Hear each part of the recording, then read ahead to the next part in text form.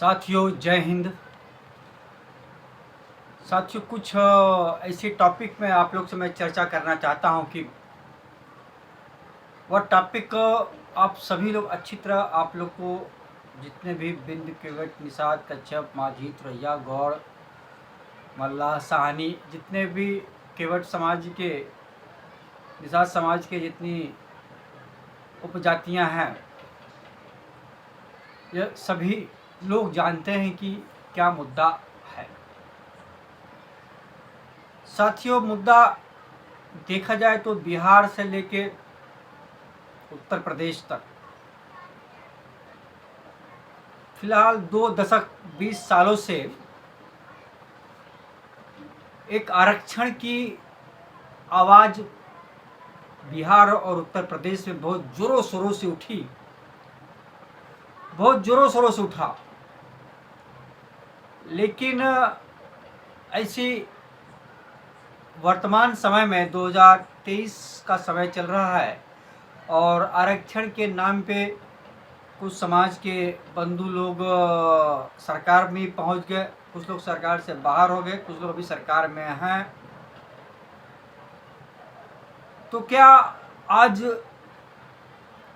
के वर्तमान 2023-2024 का चुनाव लोकसभा साथियों आ रहा है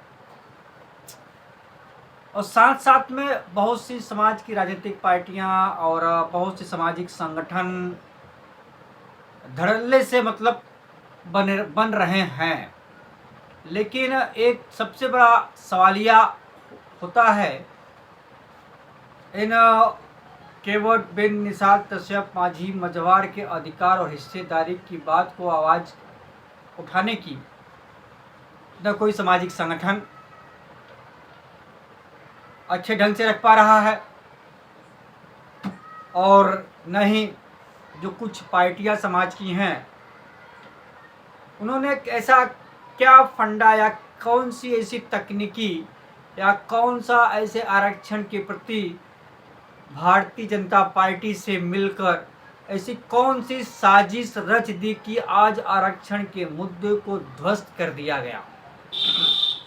आज आरक्षण की लड़ाई तमाम समाज के संगठन के लोगों ने इससे पहले लड़ी, कुछ छोटी और भी समाज की पार्टी थी वो भी आवाज़ बुलंद कर रही थी। लेकिन एक दौर ऐसा आया 17 के बाद 2-4 सालों में आरक्षण के सौदा करके आरक्षण के बात को उठाकर आरक्षण के नाम पे आरक्षण के भीड़ को जमा करके आरक्षण के नाम पे फंड इकट्ठा करके सरकार में तो पहुँचे, लेकिन पहुँचने के बाद फिर सरकार में आरक्षण की बात को उठाया क्यों नहीं जा रहा है।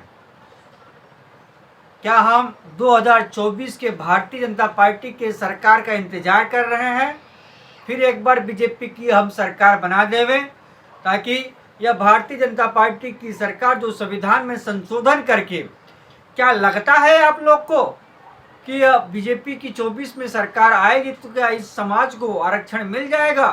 कतई नहीं मिलेगा। जो यह SC ST OBC अति पिछड़े समाज का शोषण करती है।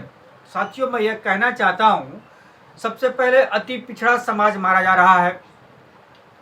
बिंद हो, निषाद हो, नाई है, लोहार हो, पाल हो, गडरिया हो, राजभर हो,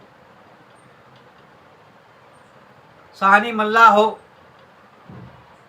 चौहान हो, नुनिया समाज के लोग हों, प्रजापति समाज के लोग हो, पाल समाज के लोग हैं, इनका सबसे बड़ा राजनीतिक शोषण साथियों वोट का हो रहा है। लेकिन समाज के लोगों को समझ में नहीं आ रहा है। इन्हें अच्छा लग रहा है कि भारतीय जनता पार्टी को वोट दे रहे, भाजपा बहुत बढ़िया काम कर रही है। लेकिन आज सरकारी विभागों में जो साथियों भर्तियां हो रही, तो आपने कभी इस पे गौर किया? क्या गौर किया कि हमारे लोग समाज के कितने प्रतिशत लोग सरकारी विभागों में सम्मिलित हो रहे हैं या उन्हें हिस्सेदारी संख्या के अनुपात मिल रही है? आज जाति जनगणना का मुद्दा भी साथियों स्लेप हो गया। 24 चुनाव आ रहा, लेकिन जाति जनगणना का मुद्दा धराशायी हो गया, कोई चर्चा ही नहीं। तो भारतीय जनता पार्टी को चाहे आरक्षण का मुद्दा हो, 17 अति पिछड़ जातियों की मांग को लेकर, चाहे जाति जनगणना की मांग को लेकर हो, तो यह चाहे विपक्ष कुछ दिन साथियों आवाज़ उठाने की बात करता है, लेकिन बाद में धराशायी हो जाता है। और भारतीय जनता पार्टी की सरकार जो है इस पे बात करना चाहती ही नहीं है। तो आम जनता क्या करेगी? आज साथियों महंगाई चरम सीमा पर, बेरोजगारी चरम सीमा पर, तमाम ऐसे मुद्दे हैं जो सरकार उस पर बात नहीं करना चाहती। अच्छी शिक्षा पे बात नहीं करना चाहती, स्वास्थ्य पे बात नहीं करना चाहती। आज अति पिछड़ा समाज अपने हक अधिकार आरक्षण की बात कर रहा है। आज बीजेपी की सरकार में उत्तर प्रदेश में जो भी भर्तियां निकल रही है वो कोर्ट में चला जा रहा है। बेचारे युवा लोग एक एक साल तक कोर्ट के चक्कर में उनकी भर्तियां लटक जा रही है। आखिर में ऐसा क्यों? तो कहीं ना कहीं यह भारतीय जनता पार्टी की मिलीजुली साथियों सरकार, इनकी आपस में अंडरस्टैंडिंग होती है कैसे डील करना है, कैसे अति पिछड़े समाज को, शोषित समाज को, कमेरावादी को बेवकूफ़ बना के रखना है। आज जो कमेरावादी और शोषित अति पिछड़े की लड़ाई लड़ने वाले कुछ पार्टी समाज की या अति पिछड़े समाज की जो सरकार में इस समय वर्तमान में है, आज उन्हें कमेरावादी की बात समझ में नहीं आ रही है, शोषित अति पिछड़े की बात समझ में नहीं आ रही है। सब लोग खुशहाल हैं, सब खुश हैं। उनके समाज की पार्टी सरकार में पहुंच गई तो समाज खुश हो गया, माला माल हो गया। निषाद समाज की पार्टी सरकार में, तो सारे निषाद समाज को रोजगार मिल गया, सब निषाद भाई खुश है एकदम। पटेल समाज एकदम खुश है, उनके समाज के मुंह से एकदम रसमलाई टपक रही है। अच्छी बात है, खुश होना चाहिए। लेकिन क्या एक बहुत बड़ा 17 अति पिछड़े जातियां हैं जो अति पिछड़े समाज की हैं। न समाजवादी पार्टी हो, न सपा हो, न बसपा हो, न कांग्रेस हो, कोई भी दल इस 17 अति पिछड़े समाज को उनके हक अधिकार की हिस्सेदारी की बात, उनके संख्या के अनुपात उन्हें हिस्सेदारी नहीं मिलती। खास करके केवट बिन निषाद समाज, अभी चुनाव चालू है महानगर पालिका का, पार्षदी का, लेकिन संख्या अनुपात इन्हें हिस्सेदारी नहीं मिलती।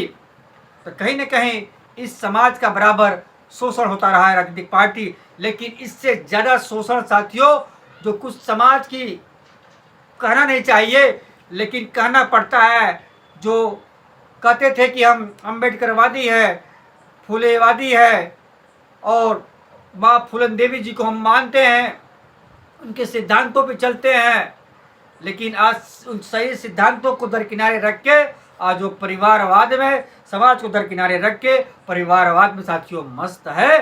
साथियों ऐसे राजनीतिक पार्टी चाहे कोई भी हो, चाहे समाज का व्यक्ति हो, चाहे गैर समाज का व्यक्ति हो, अगर समाज का शोषण कोई करता है, अगर सामाजिक परिवर्तन नहीं करता है तो साथियों हमें एक बार सोचने की आवश्यकता है और सामाजिक परिवर्तन करने के लिए फिर एक बार अंगड़ाई लेने की आवश्यकता है। मैं उन सभी सामाजिक संगठनों से ये कहना चाहता हूँ कि आरक्षण पे जोर दीजिए, आरक्षण की आवाज़ को बुलंद करिए, जिससे आने वाली पीढ़ी हमारे समाज की आरक्षण के माध्यम से इस समाज को उसके हक अधिकार और हिस्सेदारी, आर्थिक और शैक्षणिक स्थिति का साथियों उत्थान हो सके।